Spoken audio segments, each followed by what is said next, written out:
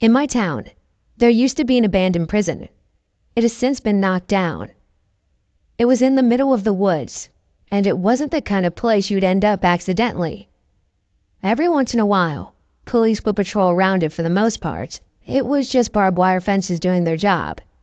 Now, this wasn't a high-security prison for serial killers or anything like that, but it held robbers and rapists and the like, up until about 8 years prior to the incident. It was unsettling during the daytime, especially as so much of it had been left behind as if the place was abandoned in a hurry. But it was downright creepy at night.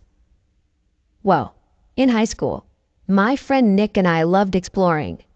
We went all over, including to the abandoned hospital that was only a couple miles away from the jail. We were lucky.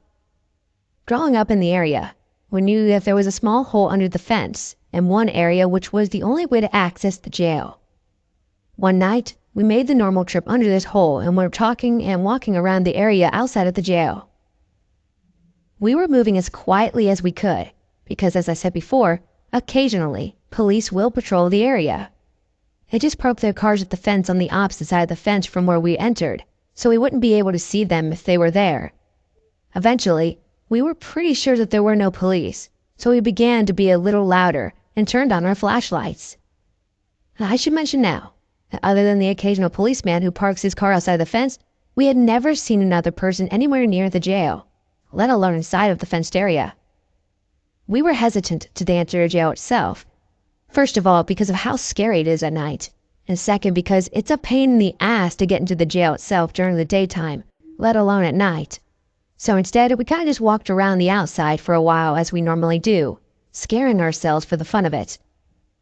Anyway, eventually, we start to work up the courage to go inside the jail.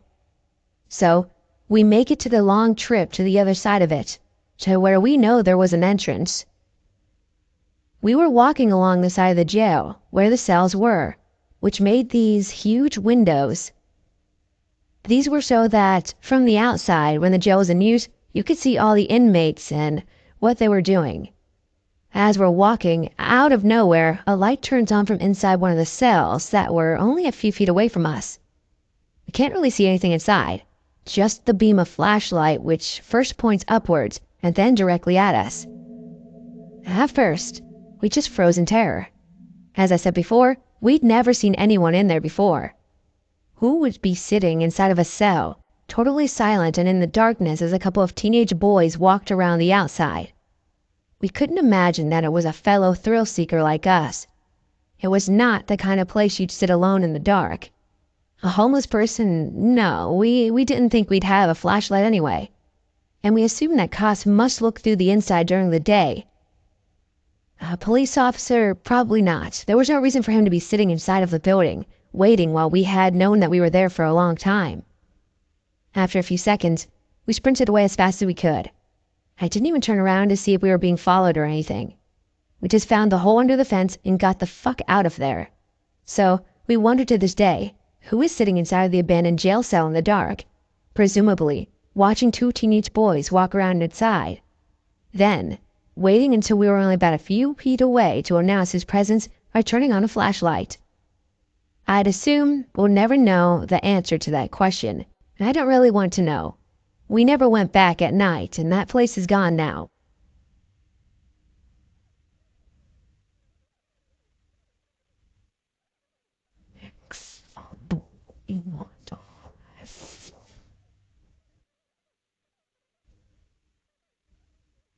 I assume now that the building in question was probably a retirement home. Although in high school we treated it like it was an abandoned mental ward, but referred to it as the old folks' home.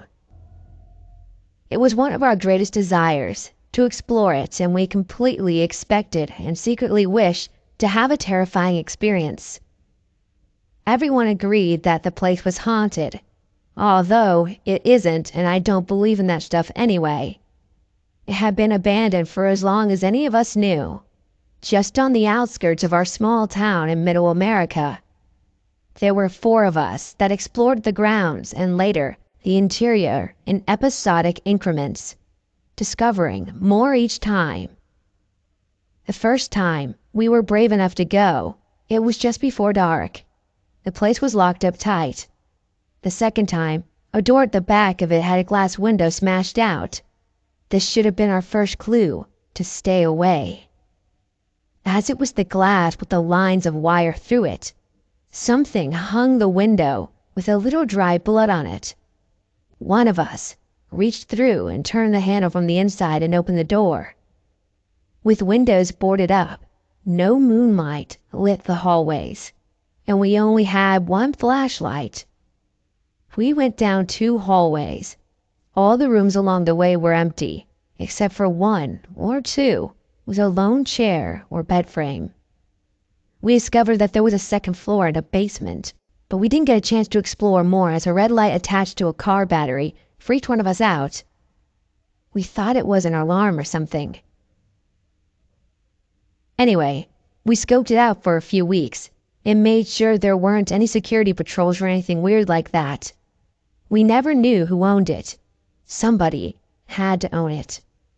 Nobody looked after it aside from mowing the lawn once a month. We returned the 3rd time with intentions to map the place out. I wanted to go find some cool antique or something. We were all freaked out by the darkness and had the idea of ghosts, but none of us considered the possibility of other people being in the building.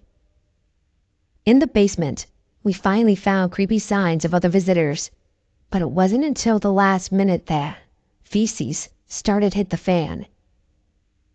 There was one room with a dirt floor and a Christmas tree planted in the middle of it. As in, it was decorated pine tree, tinsel, beer cans, paper clowns. Beer cans and empty liquor bottles encircled the room. A ridiculous amount of them. The door to the room was like a cell door, metal bars and a broken lock. One of us waited at the door because he kept hearing someone, and he called to us with an update as we found a bunch of buried Christmas trees at the back of the room. "I think I hear someone," he whined, was his catchphrase. We had varying theories on the room. It was all new stuff as far as we could tell, not as dusty as everything else in the building. All in all, it was more odd than creepy. The room at the end of the hall had lights hanging from the ceiling, smashed to pieces, glass covering the floor. A staircase at the back led up, and to an area that we hadn't seen yet. There were chairs and desks clogging the way, splinters and nails pointing in every direction. Everything happened in a flash. There was a creak, then a door slamming shut down the hall, and we scurried over to the desk and chairs to the ground floor. The door was locked there, so we continued to the second floor, which was unknown to us. We sprinted down the hall and doorway to our right, and then something caught our attention. Inside was a mattress. On the floor next to it was a giant tub of peanut butter and a pair of stained underwear. It depends on who you ask, but we took the room as a deafening alarm. Probably a homeless person lived there. Nothing sinister. I stepped into the doorway to try and see more, and as soon as I saw the upside-down cross on the wall, I think it was upside down, but it could have been just fear, we heard wood snapping in the stairway. Not just someone coming up, the legs of chairs being broken. We bolted down the hall and found another staircase to get back to the ground floor and exit the building. We made it a block away and stopped to catch our breath. Everything was still for a moment, and then a car pulled out from behind the abandoned building and sped toward us. We ran again and didn't stop until we were back at my friend's house. None of us have a clue about anything we saw there. We didn't know if we should be worried or anything. We just hadn't seen enough, really. We never went near it again, and a year later it was demolished. A Holiday Inn stands where it used to be.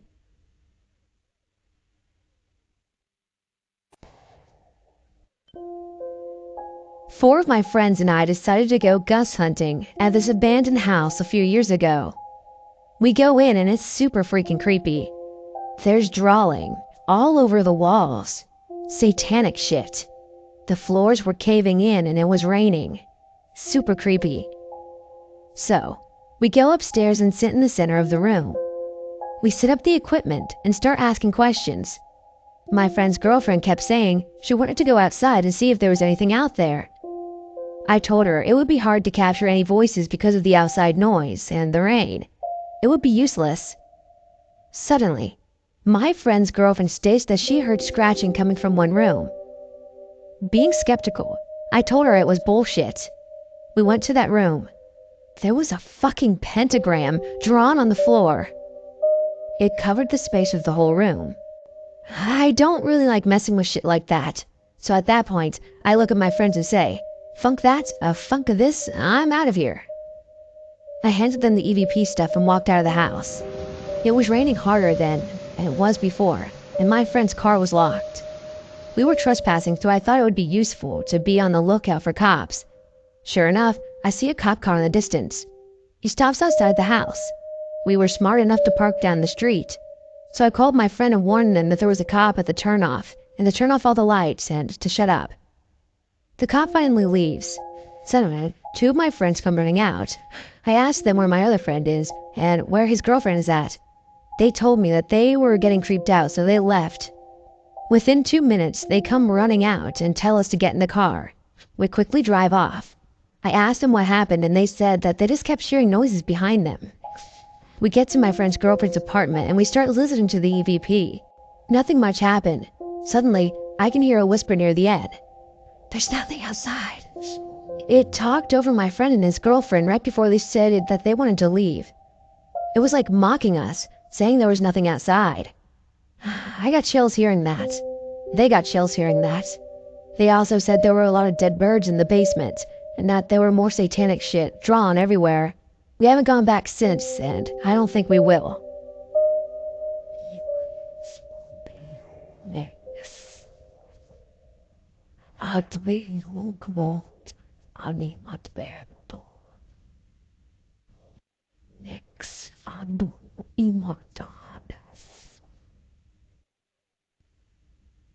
So, this is something that happened a few years ago to me and my friends.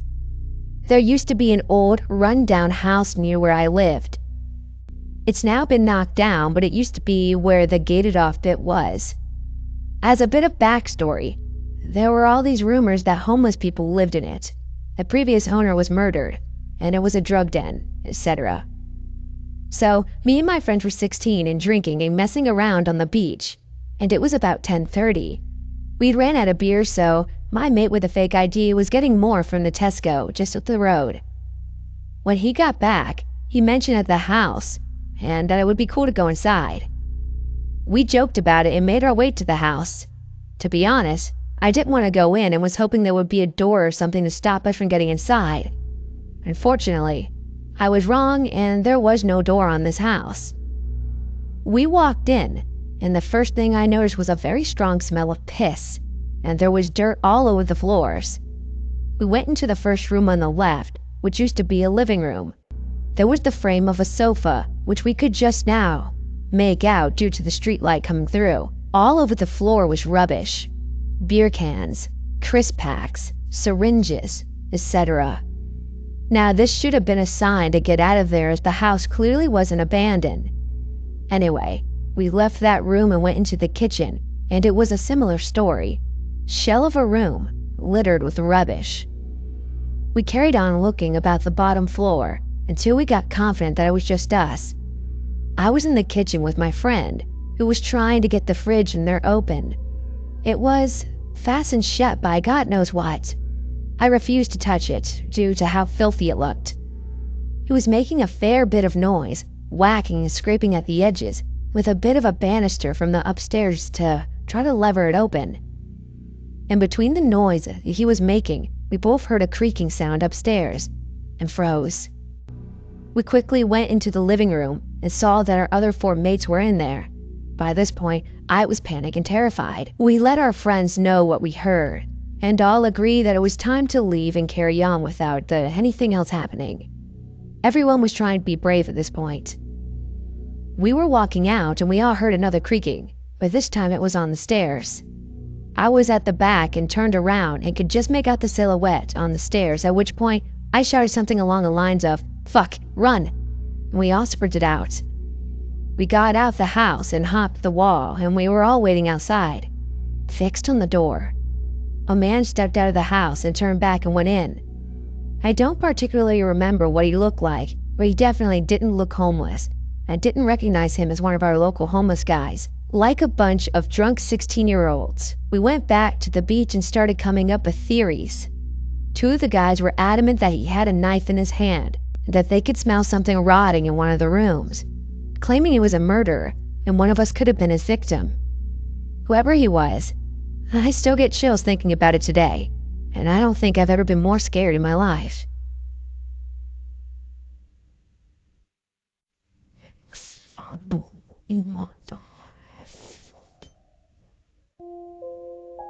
One time, me, my two cousins, one male, one female, and my friend had went to this big piece of land, filled with foliage going down a hill. This was called the Big Hill to the locals down below. It was private property, but we didn't care. Another thing to note that it was actually starting to get dark out. Anyways, while we were there, we stumbled across a small, abandoned house with two shed-like structures next to it. This detail is more interesting than important. We wanted to explore it, but my female cousin was not having it. She forced us to come home, and we stayed there for about an hour.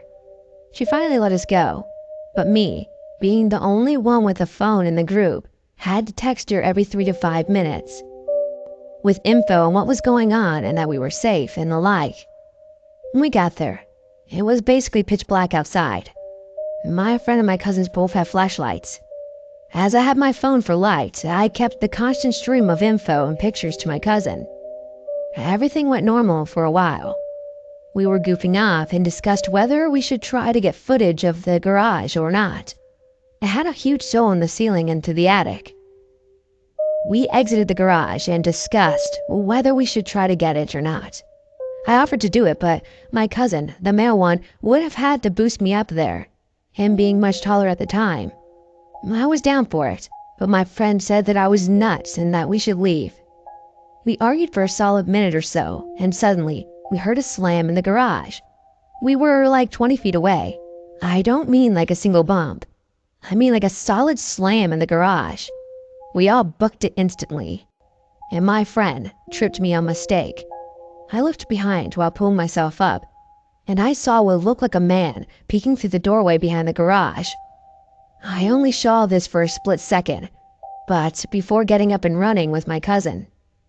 We had to go down the hill to get back and hop a fence. I was the last to reach the fence, and when I got over, I texted my cousin what happened. It haunts me to this day that we didn't exit that garage. We may not be here today.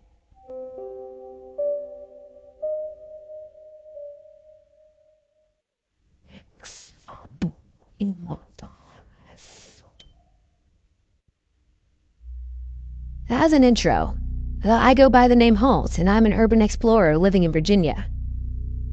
I got into urban exploration, or urbex, just because I love the thrill of exploring places long since abandoned. But within that time, I have tended to come across some rather terrifying experiences. Depending on what kind of feedback I get, I'll see if you guys would like to hear any more. But for now, I'll just share this one experience. One of my first experiences with the weirder and creepier side of urbex was when I started back in 2014. About 2 counties over from where I live, there's a mental institution called Central State Hospital. Being on the older side of this county, remnants of the previous buildings from 1926 are still standing. From the historical documents and records that I uncovered while doing some research, Central State Hospital was built following the Civil War to aid in relief efforts for recently freed black slaves. But as time went on, the facility became one of its first in the South to offer mental hospitalization for black patients. The new building is now built right next to the old one. So, after some digging, snooping, and spying, I finally worked up the gumption to break in and explore. Armed with a flashlight and a mounting curiosity and a pry bar, I pulled back one of the boarded-up windows and crawled in. Not knowing what to expect, I began to wander the dark and creepy hallways of the old hospital, checking each room for anything interesting. The facility is basically one large square with 4-story corners, most likely offices, 2-story corridors, and a now heavily wooded courtyard. Where I got in was the east front corner. I wandered most of the corridors until I found a stairwell leading downstairs. On the sublevel, it was a long corridor that held an autopsy room, morgue, and furnace room. Now, after an hour or so of looking around, reading old documents in, and noticing some suspicious drug paraphernalia, I decided to make my way out, seeing how it was going on midnight. As I turned around to leave, I know that the street security light that you would see from the bottom of the stairs was now absent. To my absolute horror, a massive, black figure at about 8 feet tall stood up at the top of the stairwell. Now, being the 6'7" bruiser that I was, I did the most illogical thing any man would do. I screamed like the bitch I was up the stairs and through the figure, out the pried open window and into the loving arms of Petersburg's finest. Slapped with a potential trespassing charge and sitting in the back of a police cruiser, I was questioned about the screaming. When I told the officer what I had seen, he turned absolutely white as a sheet. Apparently, since him and his partner started doing rounds on this property, they had constantly seen apparitions all along the open windows at the top floors. Needless to say, I got off with a slap on the wrist and no more kind of deal.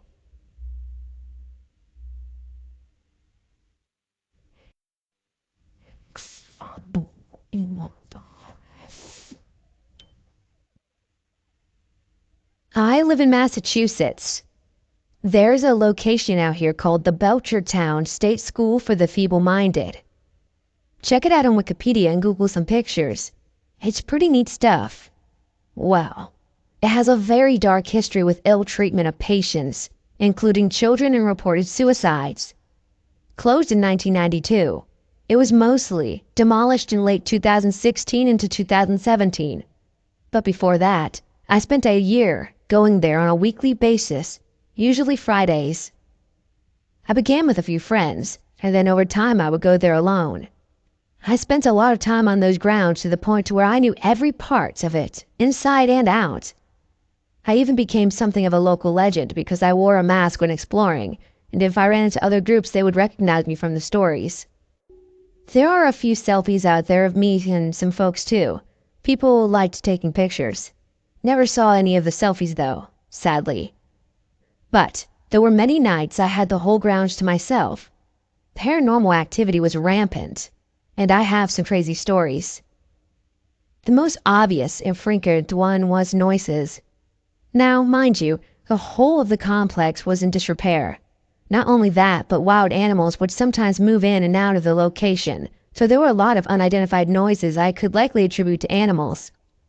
I'm a firm believer in the paranormal, but I try to approach all things as a skeptic before jumping to potential activity. A few things I couldn't explain. One was the X door. There was one door in the hospital. It was on the 3rd floor, right wing, second door into the floor on the left. It was beside that once was a bathroom. This door led to a hall containing several empty rooms, and I could not determine what these rooms might have been. It didn't look like cells, more like office or storage spaces. This door was heavy. It took effort to move. I'm a pretty stocky, 6-foot dude and I had to lean into this door to get it to move. I call it the X door, cause it was the only door in the whole facility marked with the spray painted orange X on the door. Imaginative, I know. This door was a highlight for my personal trips, as well as when I went with groups, cause we would close the door, walk away, and later come back to find it open. It's possible some animal managed to open it, as unlikely as that is. What was more unlikely were the times we left it open and when we came back about 10 minutes later and it was closed. I tried, when alone, to sit and watch the door, but nothing ever happened. I tried to replicate potential causes, but there was zero airflow in this wing due to heavy doors on all other sides, and honestly, if an animal did get in, it could not have been bigger than a rat due to there being so little open space to move in this particular segment.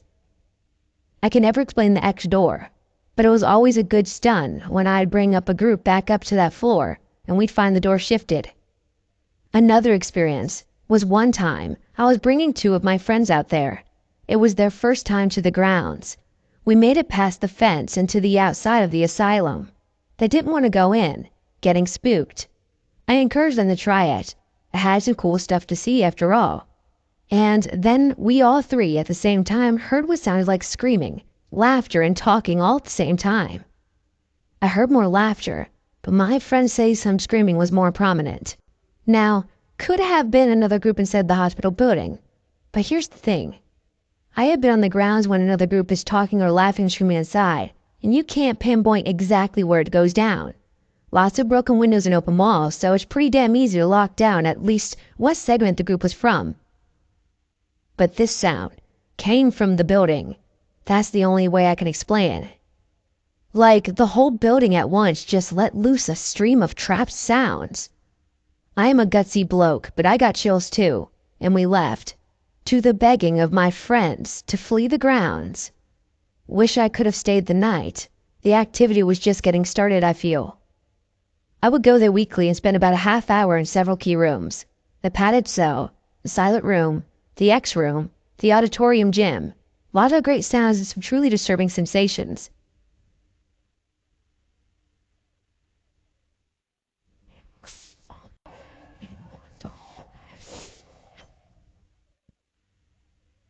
I recently went with my mother to her job, just to get the feel for the place since I'll likely be working there soon. She's a groundskeeper at a university. Basically, the university buys up nearby homes to expand itself, and they bought up this elderly man's home after he died. A really big, 2-bathroom, 3-bedroom managing to fit on 1 floor and a basement. It's been stripped down to a few curtains and a piece of furniture or two. The groundskeepers basically used the home as a massive break room.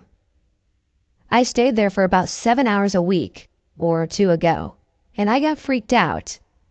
For starters, there's a big empty room with a small table and 2 chairs in one corner. And right in the middle is a small chandelier. Well, after about 30 minutes of getting settled in the home, I started to walk around. And that chandelier was slightly moving back and forth. I'm unsure if this elderly man or not, but there's nothing I can think of other than the elderly man that could have moved it. It was a freezing day out, so all the windows and doors were shut.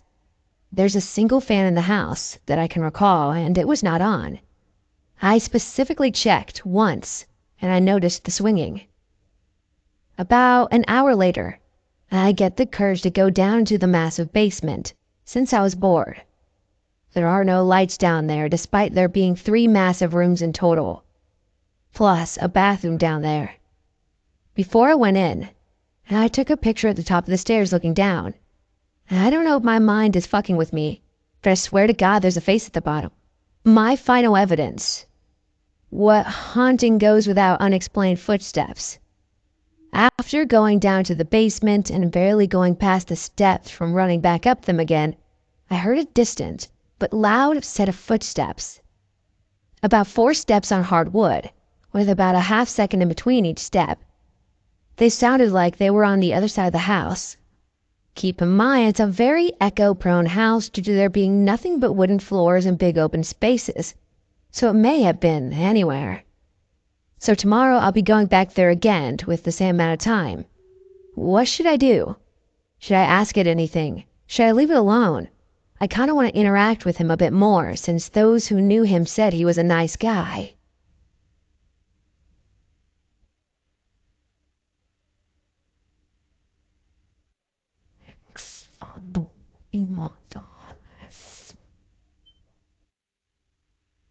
This happened just a few days ago, and it terrifies me so much that I still look over my shoulder when I'm in a room by myself.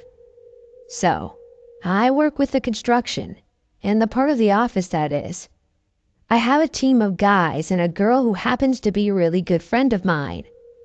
We are all pretty young, early to late 20s, and had the opportunity to check out a building before demolition. Unfortunately, we weren't allowed to have cell phones or take pictures of anything because of safety. And our only communication was with walkie-talkies to a team outside. We were decked out in our field gear, steel-toe boots, jeans, Safety vests, gloves, safety glasses, and hard hats to be exact.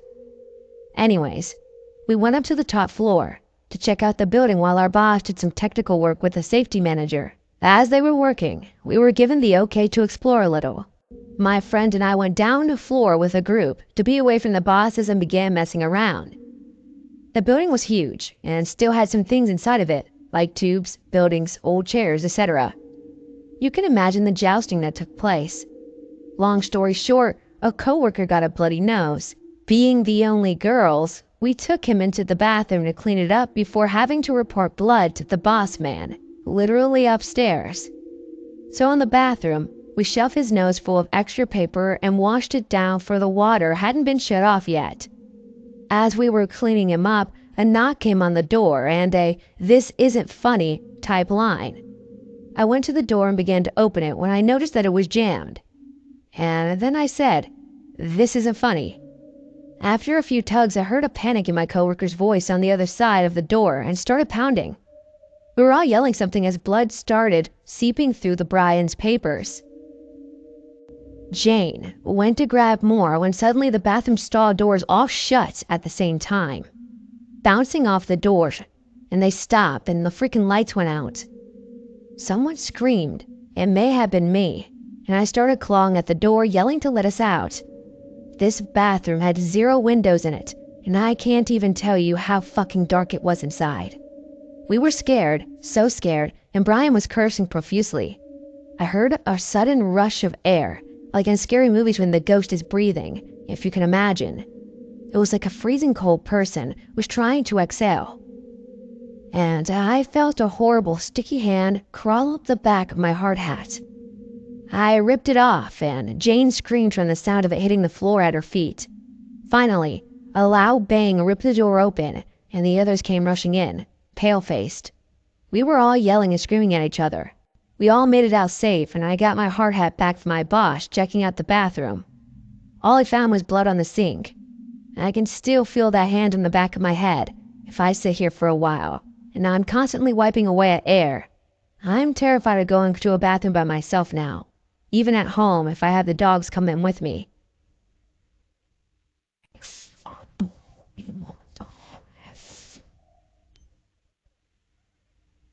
So, for some preface, there is a park just outside of Richmond called Bell's Isle. People go kayaking, fishing, and hiking. There is an area of Bell simply called The Rocks, where a lot more illegal things happen. A lot of smoking, drinking, skinny dipping, fucking, and all that fun shit. I, of course, was always there. There's just something about the rocks that's just simply pristine and beautiful.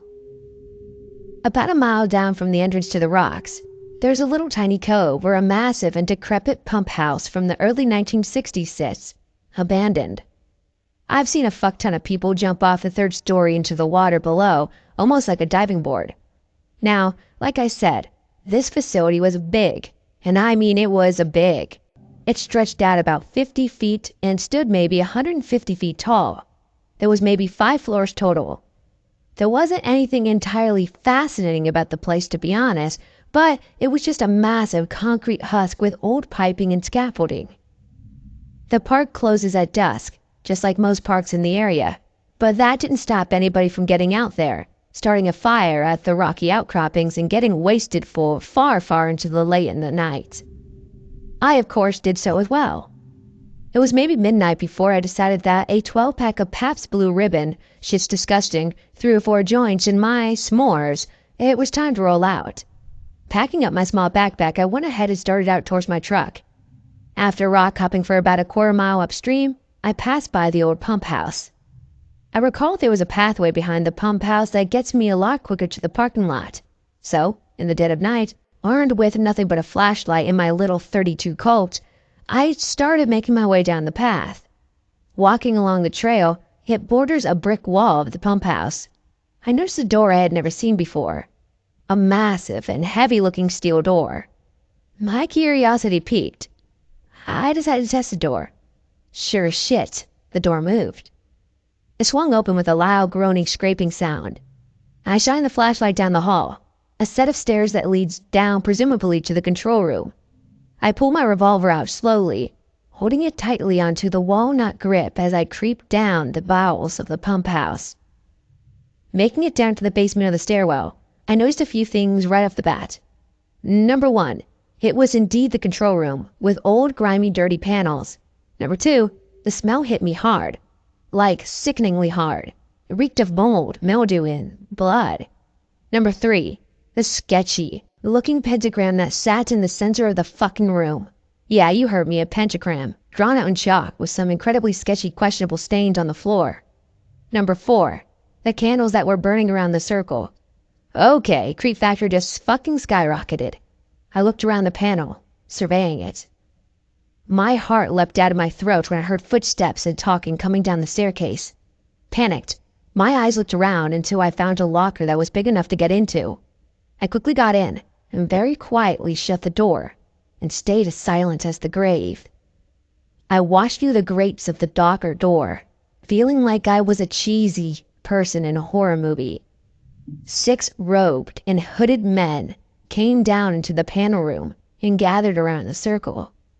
One man carried a panting dog in his arms, and then slowly chanted what I can only assume was possibly words of Latin, while the man who held the dog set him down, then produced a knife. I watched in pure horror as the knife was plunged into the poor dog. It whined and struggled until it died. The chanting grew louder and intensified. The room grew deathly cold and the candles around the room went out. It was stupid fucking cold, even though it had been dead in the fucking middle of summer. I held my breath and stayed as still as humanly possible. After I want to say 20 minutes or so, the men began to leave. I sighed with relief. I jumped out of my fucking skin when my flashlight banged loud and clear against the locker door. God motherfucking damn it. I jumped out of the door, and I watched in pure horror as the 2 men came back down the stairs. So what now? Fuck this shit. I kicked the door open, off its rusty hinges, revolver in hand, using my 6'8", 320-pound body to belt out the loudest, "Get the fuck back, you fuckers." I held the revolver up, aimed at the closest man near me, and I clearly towered over the 2 men, and I was watched as the other 4 robed men come down barreling over the stairwell. I was trembling, holding the revolver at the small crowd in front of me. "How long were you here?" the first man asked me. "Long enough, friend," I answered. "Fair enough. Leave and speak to no one of this," he replied. "Deal," I said. Each one moved aside from the entrance, and I made my way up the stairs, my back facing away from them, revolver still aimed down the stairwell. And as soon as I made it out the door, I ran like my fat ass depended on it. Made the 20-minute hike in 5 minutes, hopped into my truck and hauled ass all the way home. I went back to Bell's about a month later, and was relaxing on the rock near the pump house, when a young man, probably in his 20s, sat down next to me. He lit up a smoke and spoke to me. "Tell me, friend, do you believe in God?" he spoke. I took my sunglasses off and looked over to him, tapping out the ashes of my cigarette. "It all depends." My heart skipped over a couple of times when I recognized the face of the young man. Take a guess who it was. He smiled at me. I swallowed. Who knows? He got up and extended his hand. "I would recommend you stay away from that house from now on, okay?" I shook his hand. "Sure, friend, sure." I haven't seen the young man since. And even after going back as many times as I have,